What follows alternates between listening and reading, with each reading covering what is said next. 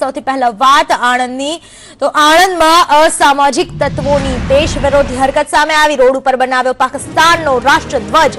Grid ચોકડી પાસે પાકિસ્તાનનો રાષ્ટ્રધ્વજ બનાવાયો છે અને પાકિસ્તાન રાષ્ટ્રધ્વજ પર નગરપાલિકાએ ચૂનો લગાવ્યો.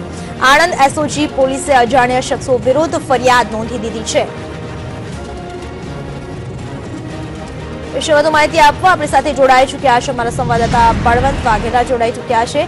બળવંત, ક્યારે આ ઘટના બની હતી અને કોના દ્વારા આ હલકી હરકત કરવામાં આવી છે તેના વિશે કોઈ માહિતી મળી છે ખરા?